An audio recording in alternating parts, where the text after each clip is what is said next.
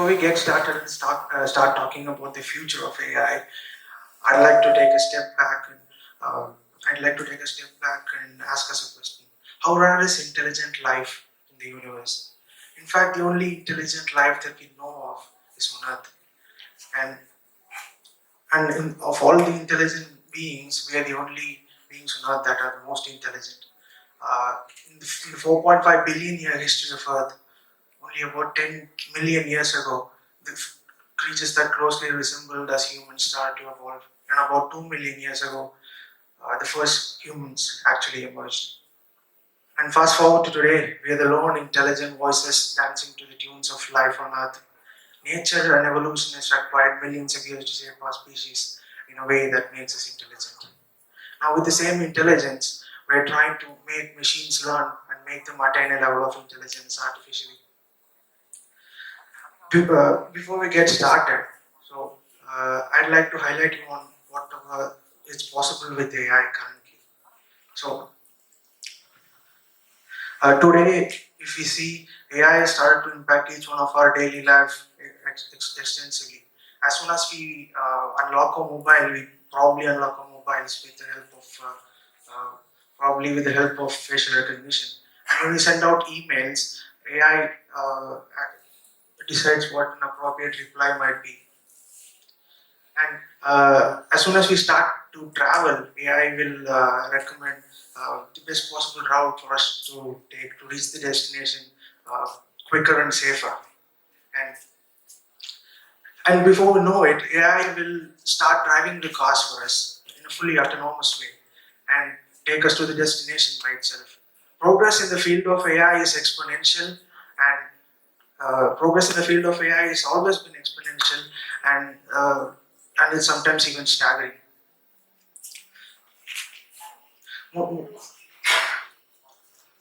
Most of us would have experienced or learned about the things that is possible with AI. But when we talk about artificial intelligence, the main technology that is at play behind the scenes is called machine learning. Machine learning is a subfield of AI. Despite the name, machine learning relies heavily on human supervision. So what is machine learning? What can it do? Machine learning aims at helping to teach computer learn by doing tasks based on experience, and this learning happens by learning from data. And but how this learning happens is by analyzing the data and then building up models, testing those models on new data, and then continuously trying to improve the performance of those models. So this very definition I just gave was actually predicted by a neural network algorithm called GPT-J. So when I queried it with the question, what is machine learning? So this is possible today. We are able to ask questions to machines, and it's able to answer in a very simple and precise way so that everyone can understand. So the deep learning models are behind all of these success stories recently. Whenever we talk about deep learning, which has seen explosive growth in the recent years, the main algorithms that are making this possible is called neural networks. Deep learning might have attained this level of success only very recently, but the ideas have always been there. Its origins actually date back to early 90s and late 80s. One specific family of models in deep learning called transformers are pushing the new state of the art to whole new levels. And belonging to the family of models called transformers is GPT-J. That's the exact same model which has responded us with an answer when we asked what is machine learning. So as we progress, machines are starting to get as gentle as possible. So it can, for example, write creative fiction, it can answer our questions, it can act like chatbots, it could translate text, and it can do a lot more. But the recent variations of these models called the applications that were powered by models like these left the world stunning. So they offer us a glimpse of what the future of AI might be. So what the future of AI might be. So far we made tremendous progress in terms of building AI systems that can utilize tremendous amounts of data and then learning from that data. But what if we can make machines learn generalized knowledge and ideas behind the data and build up a form of common sense like us humans from the data? Could this possibly propel AI systems closer and closer to human level intelligence? Many people believe so. And this is the biggest challenge in AI research currently. Just take a moment and think about very young humans like babies. At the early stages, they learn what they learn purely based on observation, and later as they grow up, they not just get to observe, they also get to act on it, see what happens, and observe the outcomes. That way, they build up a generalized knowledge about the objects around them and understand how those actions will influence the environment. So, building these type of models that have common sense, as I said, is a challenge. So, if we are able to build AI models that can introspect on its own, it would be a huge achievement. So many scientists believe this idea of building up common sense in AI systems is called is the dark matter of artificial intelligence. For example, take take young children once again. If you show them a picture of a dog, they would most likely be able to recognize any dog that they see in the world. But AI systems that were exclusively trained to identify the images of these dogs will still fail and misclassify when there's an unusual setting. So this is because of the lack of that common sense in this AI systems today.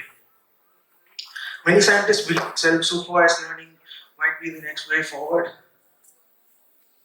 And although we have made use of a lot of data and built up models that are bigger and bigger every day, if you look at the models here, GPT-3 is actually the biggest neural network we have ever built, which has 175 billion parameters, and it was trained on huge amounts of data.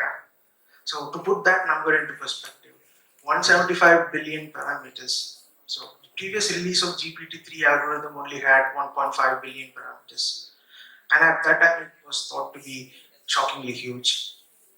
But right now we've gotten to a point where progress in AI is only about more data and less about knowledge, reasoning, and building cognitive models. To solve this problem, we must build AI systems that have a causal understanding of the world around us. The problems just don't lie with AI. The problems just don't lie with AI. Actually, the hardware also plays a crucial role. For example, if you take one of the smallest known architectures like MobileNet V2, which has about 4.2 million parameters, that could still take 569 million multiply accumulate operations in current processors to make an inference. And most of that is just for fetching and storing data from memory. That is about 2 orders of magnitude great energy is spent for just fetching and storing of data into the memory rather than doing the computation, making use of all that energy for computation. This unnecessary dissipation of power is a problem. So to solve this problem, GPUs were introduced. GPUs were introduced to make use or to train AI models. GPUs have more arithmetic and logical units, so more computation can happen in parallel, and also high-speed memory interfaces can be used. But the problem with GPUs is that they use higher precision of mathematical pointers, so which is not actually needed for machine learning algorithms. To solve that problem, a new type of hardware called tensor processing units were introduced. Tensor processing units are specialized hardware that excel in doing more computations, having more memory, but lesser level of mathematical precision. That is actually apt for current neural architectures. Still, if we see the progress in AI, we can only cram. There's a limit on how much transistors we can cram into a silicon die. If we cannot cram too much actually. So if currently, if you look at the processor architectures, like 2 nanometers, it's only just a few atoms across. We cannot go anywhere below. After that, we might have to rely on quantum computers, or an interesting idea that's presented here is called photonic neuromorphic computing. Photonics uses photons instead of electrons for representation and transfer of data. So they are much faster than, in terms of transferring data, than their electronic counterparts. Neuromorphic, sorry, neuromorphic computing aims at mimicking the brain as much as possible. So unlike the von Neumann architecture, it doesn't have a centralized CPU and a separate memory and storage. Uh, a single piece of hardware is made use for doing both computation and memory. That kind of architectures, coupled with spiking neural networks which closely resemble biological neurons, might be the best way forward. Yeah. So I would like to conclude by saying that no matter how small are the steps we take with AI, it brings us closer and closer to uh, to one of the biggest achievements in human history.